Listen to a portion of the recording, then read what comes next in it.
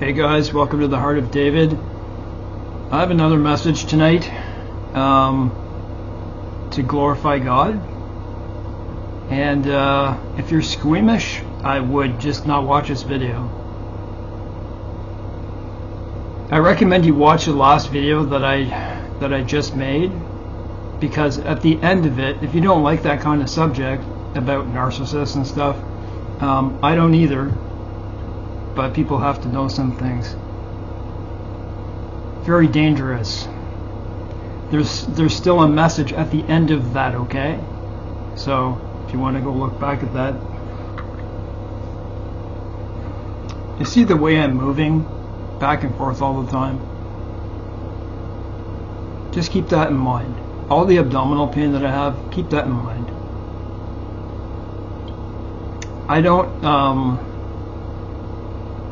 don't talk about my pain disorders and disease often. I just don't do it. I don't actually like doing it. It's nice though. It feels good to express myself. If you knew where I was, see, there's times I want to tell you guys things and the miracles that were done in my life, but it requires a lot of self-disclosure. I tried to take my life a number of times, but God wouldn't let me die. Are you one of those types of believers who, while they're on a walk, you're talking to God, and you might get caught even speaking out loud? That's me. I'm not boasting or anything like that, but not always. And the reason I'm like that is because I feel really grateful for the things that I have. It wasn't always this way. There's a reason I can empathize with almost every single feeling there is. I'm not going to go into tremendous detail like long.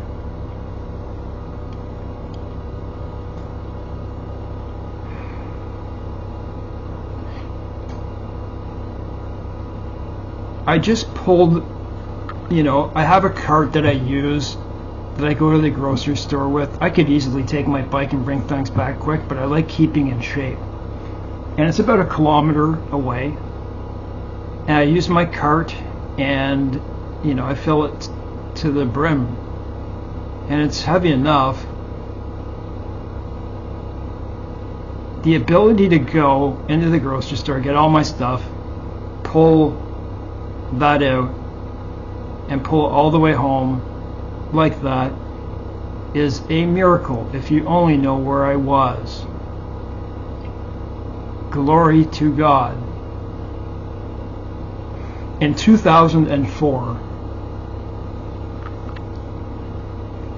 I was on a medication for depression, and it was one that was not commonly used because of hypertensive crisis warnings, and it had a black box warning on it that I wasn't aware of, called the serotonin syndrome.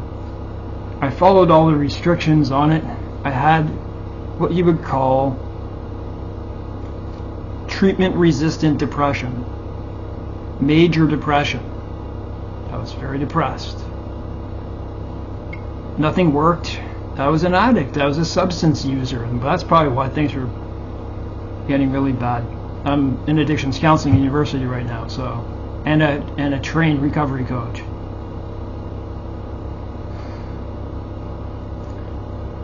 I took it and I followed the rules, and I did everything that you couldn't eat certain foods. This was made in the 1950s, this drug. It was called Nardil, phenolzine. And I developed the serotonin syndrome because I have a very hypersensitive nervous system. And it wasn't acute, but it was getting towards that point. There's many people that have gone through the serotonin syndrome the last many months. I was on other meds, so it became like a cloak. Like no one knew what was going on. The neurologist, even though it was staring him right in the face, that the serotonin syndrome, they should have known. In any case, I don't take the blame for that. I feel that thought, whose fault was it? It wasn't my fault.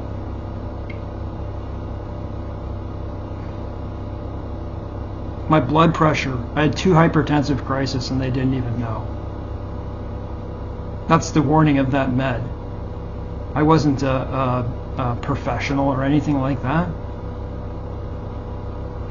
I started developing convulsions that just wouldn't stop. And I had many months of them, and they came at nighttime. My parents watched me and I would have them in my bed. I tore my neck after so much whiplash in my neck.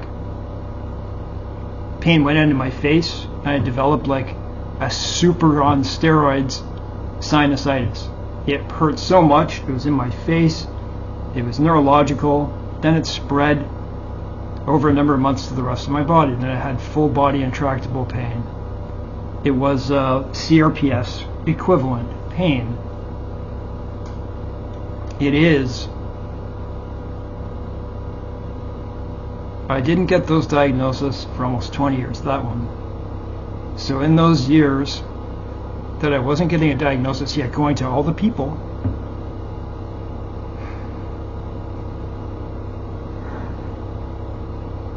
I had the pain suicide disease. You know what that is? Like trigeminal neuralgia, occipital neuralgia, of which I have both from damage. But it's pain suicide disease is a pain that's so bad that people want to kill themselves. It's common, and most people make an attempt on their life with if you have it.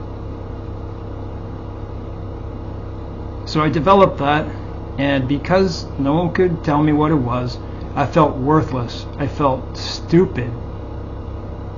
I felt worthless, not even worth my own diagnosis.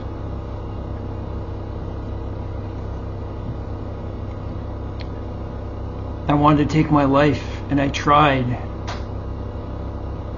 The only weapon available to me was a hunting crossbow.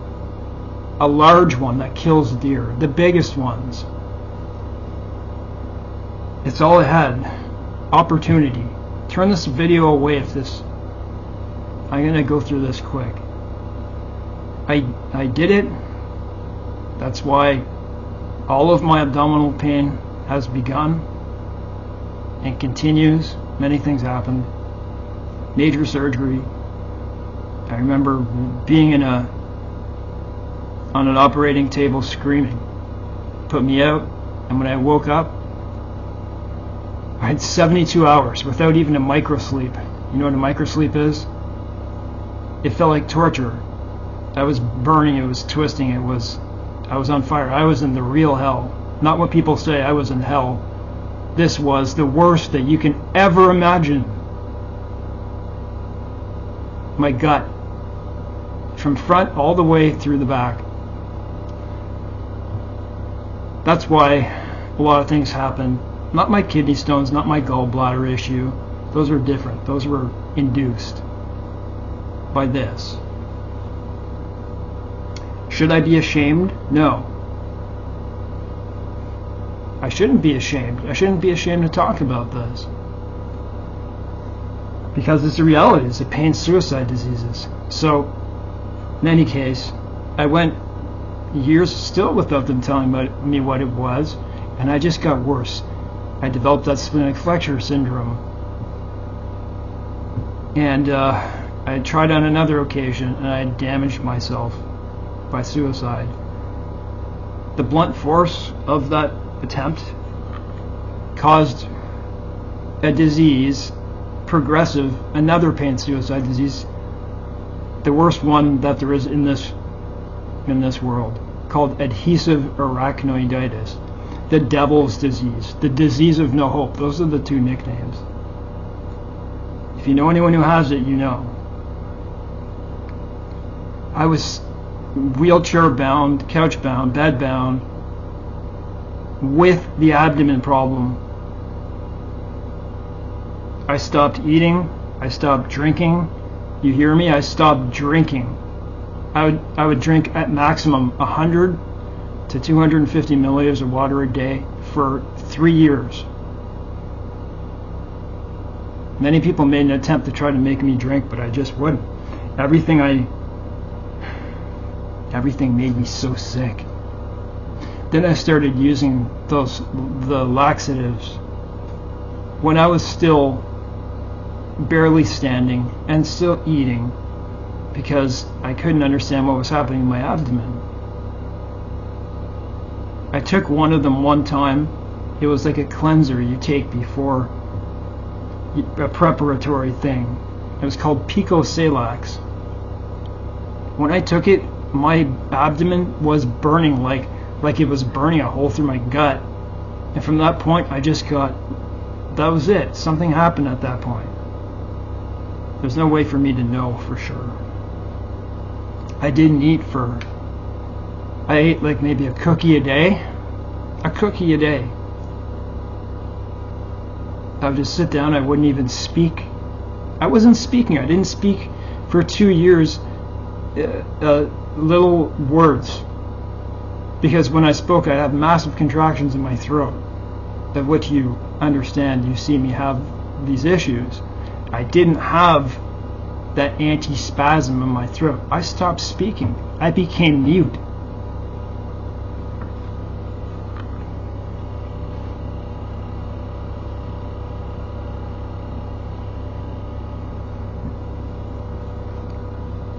I wasn't anorexic.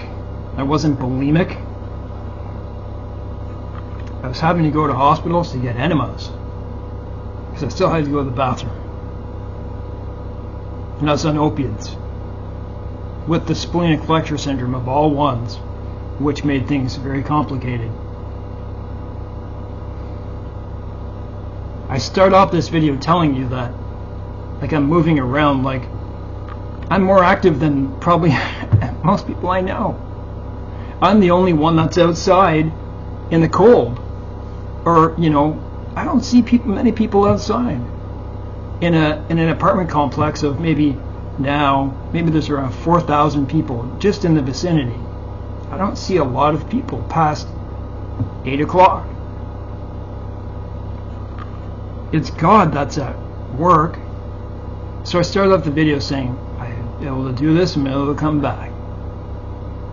Do you know what adhesive arachnoiditis is? There's many people who go and end their lives by assisted death. That's how bad this is.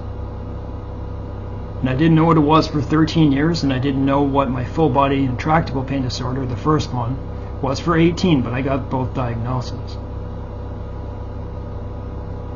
I remember being in the emergency rooms dozens, if over 100 times, waiting and being so hungry, so thirsty. I would get them done. The most humbling of things you can imagine. You know, literally taking down your pants and letting them do that. A woman too. It was mostly that. Very humbling things, man. I realized, you know, when I was down and out for all that time, I just like look at my life, and my substance abuse had stopped way back when I realized that the opiates that I'm using have to be used properly.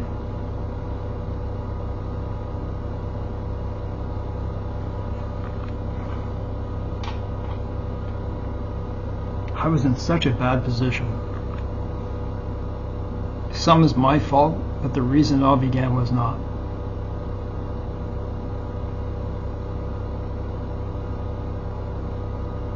But God pulled me out of it. It's so much worse than I'm telling you. You know, The Machinist, Christian Bale, of which people tell me I look like him. In there, probably because of my thin face and facial structure. But have you seen that movie? He's so thin, where he dropped all that weight. That's what I look like. And I watch people, you know, going to the hospital, going in a car anywhere. People would stare at me, and I freaking hated it. Yeah, I'd be with my dad because he'd drive me to some appointment. and people would be looking at me, and he'd say, don't, you know, like, because I'd look at them and I'd be angry. Taught me a lot of things. I didn't judge people before that, but that taught me even more not to do that. As you know, I went through that with that narcissist, and this happened around the same time. I'm not going to tell you everything. I went through, I had to rebuild my whole body, my whole life, everything. I had to accept the things I had and accept who I am. And then God just suddenly came in my life in a way. I was born again. He changed me from the inside out. Ezekiel 36, Jeremiah 31. A heart of flesh. I have very hard times still, and I always will.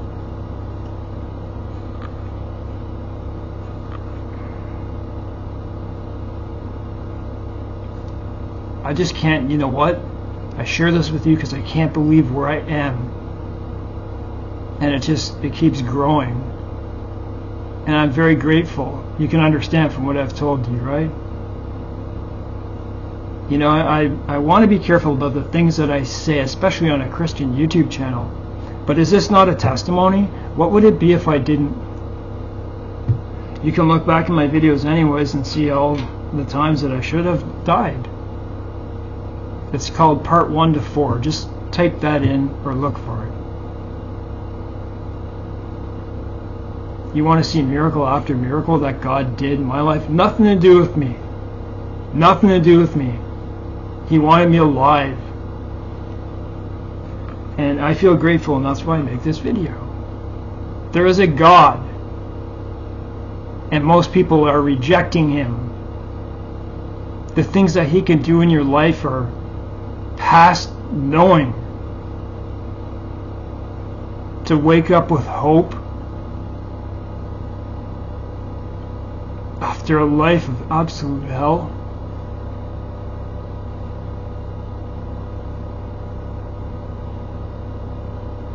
I can't wait to see Jesus Christ and all the people in the kingdom of heaven, and to be away from all the deceit and lying,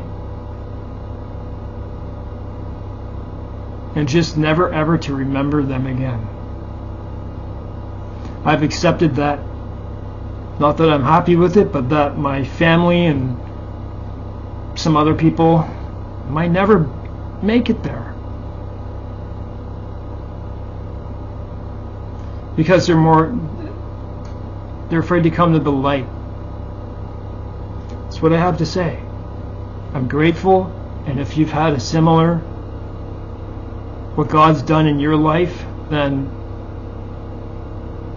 I just never imagined myself being this way, although I've been this way for some time. He has a plan. He has a plan, and that plan may not be at the speed that you want it to be. But all things work together for the good. God bless.